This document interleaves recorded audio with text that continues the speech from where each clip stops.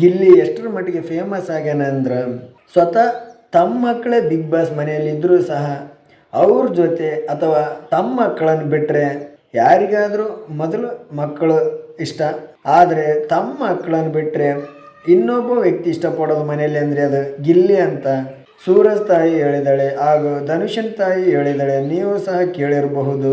ಅಷ್ಟರ ಮಟ್ಟಿಗೆ ಗಿಲ್ಲಿ ಜನಗಳ ಮನಸ್ಸು ಗೆದ್ದಿದ್ದಾನೆ. ಇನ್ನು ಈ ದಿನ ರಕ್ಷಿತನ ತಾಯಿ ಮನೆಗೆ ಬಂದಿದ್ದಾಳೆ. ಪ್ರೋಮೋದಲ್ಲಿ ನೀವು ಸಹ ನೋಡಿರಬಹುದು.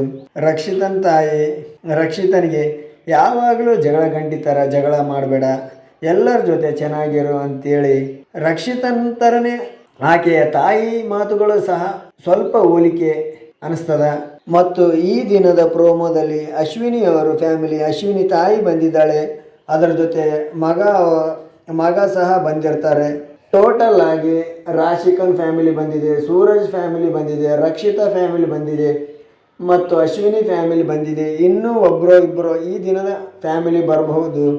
ಮತ್ತು ಮುಂದಿನ ದಿನಗಳಲ್ಲಿ ಗಿಲ್ಲಿ ಹಾಗೂ ಕಾವ್ಯನ ಮನೆ ಫ್ಯಾಮಿಲಿ ಯಾವಾಗ ಬರ್ತಾ ಇದೆ ಅಂತ ಜಾಸ್ತಿ ಜನರು ನಿರೀಕ್ಷೆ ಕಾಯ್ತಾ ಇದ್ದಾರೆ ಅನಿಸ್ತದ.